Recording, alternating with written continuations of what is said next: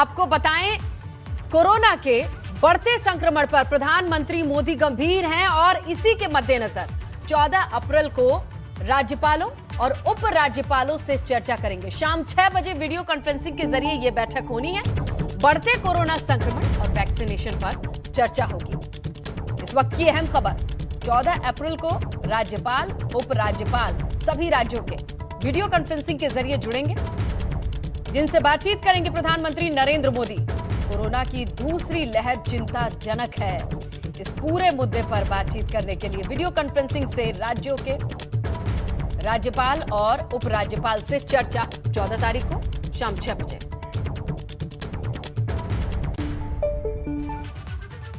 UP के CM ने लखनऊ में नगर निगम के चेयरपर्सन और पालिका के अध्यक्ष के साथ वीडियो कॉन्फ्रेंसिंग के जरिए संवाद किया। सीएम ने कहा कि कोरोना की ये दूसरी लहर ज्यादा खतरनाक है। सीएम ने यह भी कहा कि लड़ाई केवल सरकार की लड़ाई नहीं है, ये आम लोगों की भी लड़ाई है। ये मानवता को बचाने की लड़ाई है। सभी लोगों से अपील है कि कोरोना के नियमों का पालन करें। तो पालिका अध्यक्ष और नगर निगम चेयरपर्सन के साथ वीडियो कॉन्फ्रेंसिंग के जरिए सीएम योगी आदित्यनाथ ने बैठक की और ये बताया कि प्रशासन के लिए चुनौती है, लेकिन यहाँ लोगों की सहभागिता भी बेहद जरूरी है।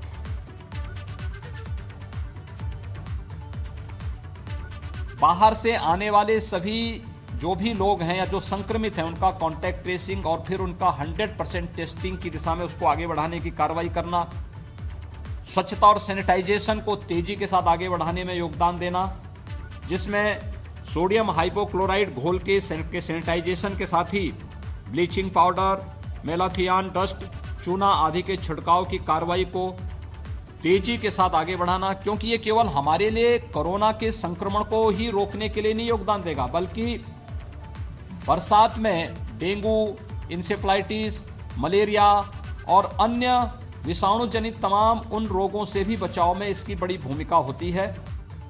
नगरीय क्षेत्रों में संक्रमण ज्यादा है और इसलिए आप सभी नगर निकायों से जुड़े हुए महापौर, चेयरमैन, पार्षदों की भूमिका बड़ी महत्वपूर्ण होगी। कंटेनमेंट जोन, आप सब जानते हैं इस समय पंचायत चुनाव भी चल रहे हैं और प्रशासन और हमारी पुलिस ज्यादातर पंचायत चुनाव में व्यस्त है। इसलिए मेरा आपसे आग्रह होगा कि नगरीय क्षेत्रों में जहां पर भी कंटेनमेंट जोन बने हैं, ये वे क्षेत्र हैं जहां पे संक्रमण ज्यादा है। कंटेनमेंट जोन को सफलतापूर्वक लागू करने के लिए सिविल डिफेंस, एनसीसी, एनएसएस या फिर स्वयंसेवी संगठनों की जो भूमिका है, पार्षद आदि भी इसमें योगदान दे सकते हैं।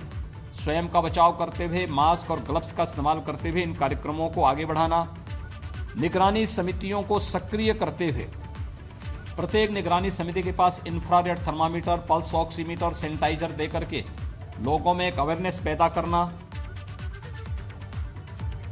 इधर मुख्यमंत्री ने कोरोना संक्रमण की रोकथाम के लिए बचाव और उपचार की प्रभावी व्यवस्था बनाए रखने के निर्देश दिए हैं। कोविड अस्पतालों में पर्याप्त संख्या में बेड की उपलब्धता हो, इसे सुनिश्चित किया जाए। कोविड अस्पतालों में चिकित्सा कर्मियों, दवाओं, मेडिकल उपकरणों, बैकअप सहित ऑक्सीजन की सुचारू व्यवस्था हो, ये उपलब्ध रहे। कॉन्टैक्ट ट्रेसिंग का काम पूरी सक्रियता से करें। कैंसर संस्थान को डेडिकेटेड कोविड अस्पताल बनाया जाए। आरटी-पीसीआर लैब्स की क्षमताएं बढ़ाई जाएं, जिससे आने वाले वक्त में रोजाना 1.5 लाख टेस्ट किए जा सकें। कोरोना की जांच के लिए टूनेट मशीन का भी उपयोग किया जाए। परिवहन निगम की बसों को नियमित रूप से सैनिटाइज किए जाने के निर्देश हैं और एम्बुलेंस सेवाओं का सुचारू रूप से संचालन किया जाए। लोगों को कोरोना से बचाव के संबंध में बराबर जागरूक किया जाए। इसके लिए पब्लिक एड्रेस सिस्टम का प्रभावी उपयोग करें। तो कोरोना पर सीएम की ये 10 बातें आप देखिए किस तरीके से उन्होंने प्रशासन के साथ लोगों को भी जोड़ने और जागरूक करने के लिए कौन कौन सी चीजों का इस्तेमाल करना है उन्होंने साफ किया। जहां आरटी-पीसीआर लैब्स की क्षमताएं बढ़ाई जानी चाहिए।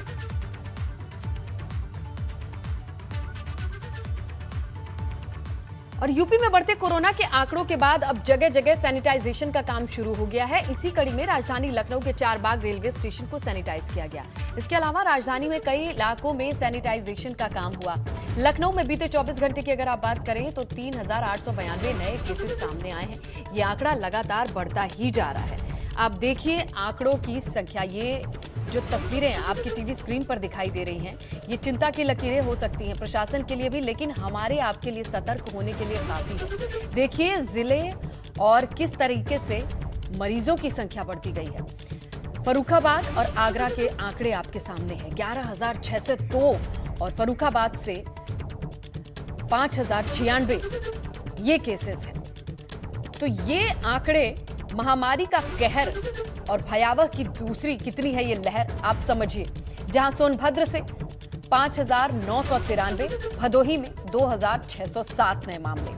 ये वो मामले हैं जो सामने आ रहे हैं और ये रफ्तार जो है ये डरा रही है। इस पर लगाम लगाने के लिए प्रशासन को काम करना है, लेकिन आपको भी जागरूक होना है। देवरिया से, अंबेडकर नगर से ये भी आंकड़े आपके सामने।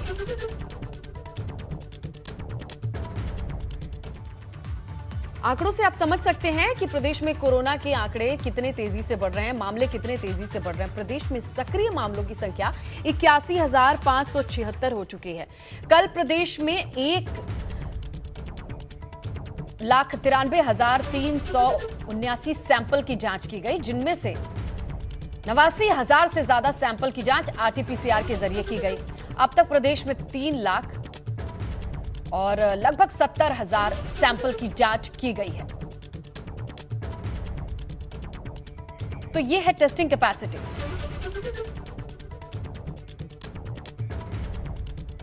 अभी तक संक्रमण मुक्त हुए हैं और डिस्चार्ज किए गए हैं, उनकी संख्या बढ़ के अब 6,14,819 हो गई है। कोविड संक्रमित व्यक्तियों में से कुल 9,224 लोगों की मृत्यु हुई है। कल प्रदेश में 1,93,379 सैंपल्स की जांच की गई और इनमें से 89,000 से ज़्यादा टेस्ट आरटीपीसीआर के माध्यम से किए गए। कुल मिलाकर अब तक प्रदेश में 3,69,54,537 सैंपल्स की जांच की जा चुकी है। भीड़ भाड़ से बचे रहें, मास्क का निरंतर उपयोग करें और हाथ धोते रहें। किसी भी सतह को अगर छुएं तो हाथ धोते रहें। माननीय मुख्यमंत्री जी द्वारा स्वयं पूरे कोरोना नियंत्रण की जो रणनीति है उसकी प्रतिदिन समीक्षा की जा रही है। टीम 11 की प्रतिदिन समीक्षा हो रही है, आज भी समीक्षा हुई है और हर तरफ से सभी व्यवस्थाएं सुनिश्चित की जा रही हैं। जाहिर है यूपी में बढ़ते कोरोना के आंकड़ों के बाद अब जगह जगह सैनिटाइजेशन का काम शुरू हो गया है। इसी कड़ी में राजधानी लखनऊ के चारबाग रेलवे स्टेशन को सैनिटाइज किया गया। इसके अलावा राजधानी के कई इलाकों में सैनिटाइजेशन का काम हुआ। लखनऊ में बीते 24 घंटे में 3,892 केस सामने आए हैं। ये आंकड़ा लगातार बढ़ता ही जा रहा है और इसलिए प्रशासन की तरफ से ये एक्शन भी जमीन पर नजर आया, चाहे चारबाग रेलवे स्टेशन हो या फिर कई इलाके। यहाँ देखा यह गया कि सैनिटाइजेशन का काम बड़ी तेजी से करते लोग नजर आए। तो रेलवे प्लेटफॉर्म को सैनिटाइज करने की ये तस्वीरें देख रहे हैं चारबाग से, जहां बड़ा रेलवे स्टेशन है और यहीं से भयानक तस्वीरें भी सामने आई थी लोगों की, लेकिन अब सैनिटाइजेशन का काम हो रहा है। इसी बीच लखनऊ के डीएम अभिषेक प्रकाश का एक वीडियो सोशल मीडिया पर वायरल हो रहा है। इस वीडियो में डीएम किसी अस्पताल के डॉक्टर से कुछ कहते हुए दिखाई दे रहे हैं, सुनाई दे रहे हैं। आइसोलेशन में रखिए, मरीजों को भर्ती कीजिए क्योंकि लोग अब रोड पर मर रहे हैं, ये कहना है डीएम का। हालांकि ये वीडियो कब का है इस बात की पुष्टि नहीं हो पाई है, लेकिन अब ये वीडियो बड़ी तेजी से सर्कुलेट किया जा रहा है सोशल मीडिया पर, जहां डीएम की आवाज साफ तौर पे ये समझ में आ रही है। वो डॉक्टर्स को कह रहे हैं कि आइसोलेशन में रखिए, कुछ भी कीजिए, लोग सड़कों पर मर रहे हैं। अब परिस्थिति ऐसी है कि उन्हें भर्ती करने का इंतजाम तैयार रखिए।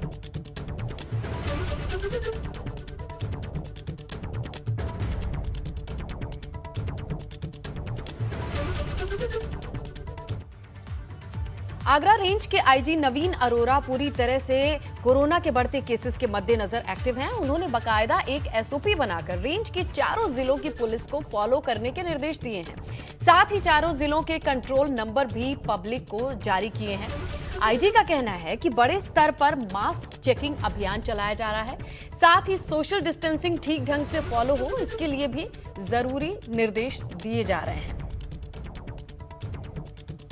कोविड की जब पहली लहर आई थी तो लखनऊ में हम लोगों ने बहुत ऐतिहासिक काम किए थे। उसी समय कमिश्नरेट नया आया था और सामुदायिक पुलिसिंग को, जनता को जोड़ने के लिए, पुलिस के साथ लोगों को समन्वय स्थापित करने के लिए एग्जॉस्टिव काम किए थे। उस अनुभव को मैं यहाँ आगरा लेके आया हूँ और पहले हमने सबसे पहले पुलिस को एक ब्रीफिंग, डीब्रीफिंग, रिहर्सल, ट्रेनिंग का एक प्रपोजल रखा है कि पहले हम अपने आप को देख लें, समझ लें, जो कि हमने लखनऊ में किया था।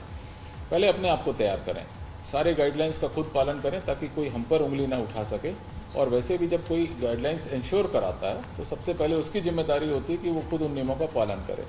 इसको लेके पुलिस कर्मियों के लिए एक एग्जॉस्टिव गाइडलाइंस जारी की गई हैं और उसमें उनको सारे तरह के प्रिकॉशंस बताए गए हैं कि आपको मास्क पहनना है, सैनिटाइजर का प्रयोग करना है, ग्लव्स पहनना है, फेस शील्ड का यूज़ करना है। कोरोना के बढ़ते मामलों के बीच रूस की स्पुतनिक वी वैक्सीन को भारत में इमरजेंसी इस्तेमाल के लिए मंजूरी मिल गई है। CDSCO विशेषज्ञ समिति ने वैक्सीन को मंजूरी दी है। अब भारत के औषधि महानियंत्रक DCGI की औपचारिक मंजूरी मिलनी जरूरी होगी। पिछले दिनों भारत दौरे पर आए रूस के विदेश मंत्री सर्गेई लावरोव ने कहा कि रूसी पक्ष ने भारतीय कंपनियों के साथ कोविड-19 रोधी स्पुतनिक वी टीके की 70 करोड़ खुराक के उत्पादन के लिए कई अनुबंध किए हैं। अब इस वैक्सीन की मंजूरी मिली है। इस वक्त भारत बायोटेक की कोवैक्सीन और ऑक्सफोर्ड एस्ट्राजेनेका की कोविशील्ड वैक्सीन 45 साल से ज्यादा उम्र के लोगों को दी जा रही है। लेकिन अब राहत की खबर यह है कि रशिया से आई स्पुतनिक वी के लिए भी बहुत जल्द हरी झंडी मिल सकती है। बस एक कदम पीछे हैं।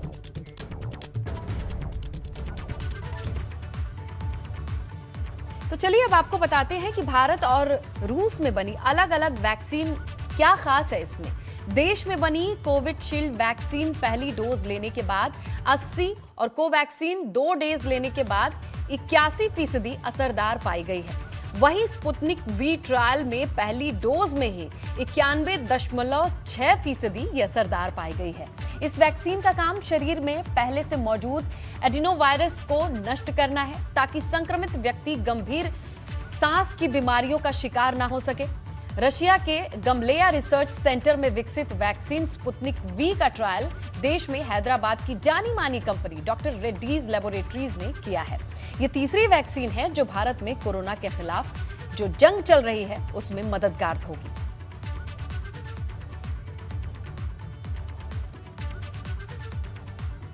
तो कोरोना के बढ़ते मामलों के मद्देनजर टूरिज्म इंडस्ट्री एकदम ठप पड़ती नजर आ रही है। ताजमहल पश्चिमी गेट पर दुकान चलाने वाले लोगों का कहना है कि पिछले साल की मंदी से हम उबर नहीं पाए थे कि एक बार फिर से कोरोना ने उनकी रोजी रोटी पर फिर से सेंध लगा दी है।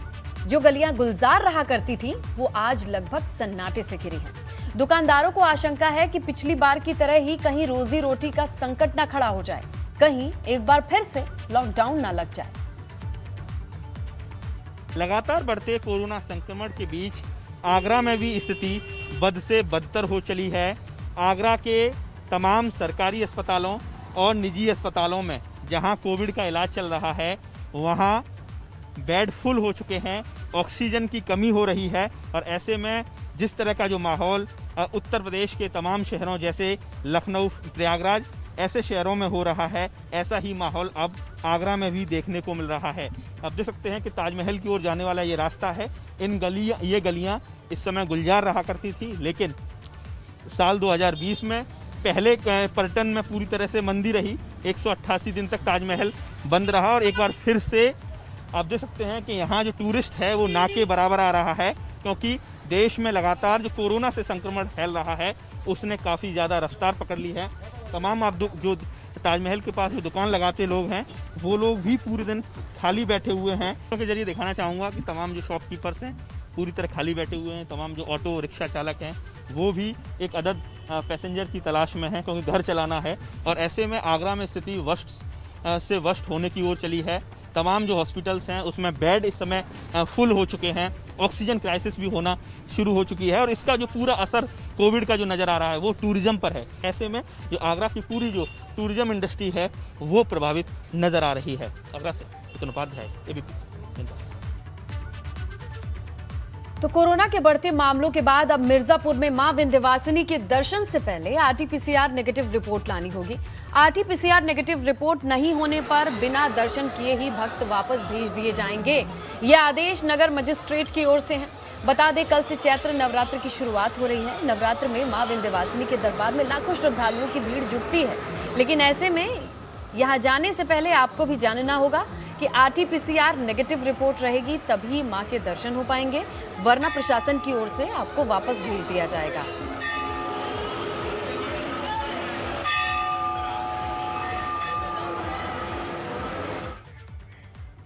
उत्तर प्रदेश के कई जिलों में आग की वजह से सैकड़ों बीघे गेहूं की फसल स्वाहा हो चुकी है, जबकि गेहूं की फसल में आग लगने का सिलसिला थम ही नहीं रहा है। इस दौरान बिजली के तार से आग लगने के अधिक मामले सामने आए हैं। इन 3 तस्वीरों को देखिए जो झांसी, मऊ और मैनपुरी की है। सैकड़ों बीघा फसल कुछ इस तरह से जलकर खाक हो गई। तो सूखी हुई फसल है और एक चिंगारी से किस तरह से ये भयानक तस्वीर हमारे सामने आती है। और एक दो नहीं, ऐसे पूरे प्रदेश से कितनी ही तस्वीरें आ चुकी हैं, लगभग रोजाना हम आपको दिखाते हैं। बावजूद इसके कोई तरीका नहीं है कि इस तरीके से आग ना लगे। हाई टेंशन तार की वजह से अक्सर आग लगते देखा है हमने।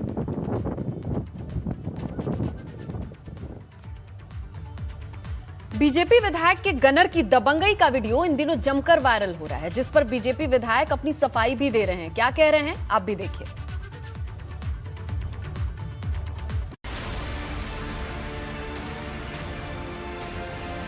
बीजेपी नेता के गनर हैं तो क्या दबंगई करेंगे?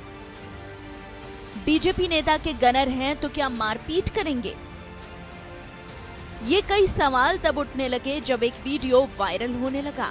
इस वीडियो में बीजेपी नेता और सदर भाजपा विधायक विजय पाल आड़ती का गनर पेट्रोल पंप पर पेट्रोल पंप कर्मचारी की जमकर पिटाई कर रहा है।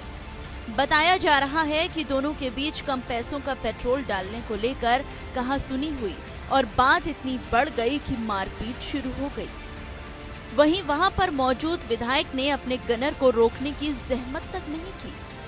विधायक जी का कहना है कि अगर कोई बदतमीजी करेगा तो उसका जवाब तो देना ही पड़ेगा। साथ ही उन्होंने ये भी कहा कि वो उस कर्मचारी के खिलाफ मुकदमा भी दर्ज करा रहे हैं। मुझे भी गाली देने लगा तो दीवान जी की वर्दी पर हाथ रख दिया उसने। जब दीवान जी ने 2-3 उसमें जो है चांटे लगाए, फिर मैंने उनके जो मालिक लोग हैं, जो वहाँ कर्मचारी रहते हैं, वो लोग भाग के आए। उन्होंने उस लड़के ने इनके साथ के नहीं कहा कि इसकी गलती है। इनने 2500 रुपये का तेल डाला, उन्होंने विधायक जी ने 3000 रुपये दिए विधायक जी के ड्राइवर ने। वहीं इस मामले पर पेट्रोल पंप के मैनेजर और कर्मचारी की तरफ से कोई भी स्टेटमेंट नहीं दिया गया है और अब ये वीडियो सोशल मीडिया पर जमकर वायरल हो रहा है और पुलिस ने भी इस मामले का संज्ञान लिया है। सोशल मीडिया पर एक वीडियो वायरल हो रहा है जिसमें माननीय विधायक जी की सुरक्षा में तैनात एक पुलिसकर्मी द्वारा पेट्रोल पंप पर मारपीट की जा रही है। माननीय विधायक जी का मीडिया को दिया गया स्टेटमेंट भी प्राप्त हुआ है। प्रकरण की गंभीरता को समझते हुए इस संपूर्ण प्रकरण की जांच सीओसीटी को दी गई है और उनको निर्देशित किया गया है कि 24 घंटे के अंदर जांच समाप्त कर स्पष्ट आख्या प्रस्तुत करें। सोशल मीडिया पर वायरल हो रहा ये वीडियो कई सवाल खड़े कर रहा है। वहीं इस मामले में पुलिस की जांच जारी है। देखने वाली बात होगी कि इस जांच में क्या निकलकर सामने आता है। एबीपी गंगा के लिए हापुड़ से प्रदीप की रिपोर्ट।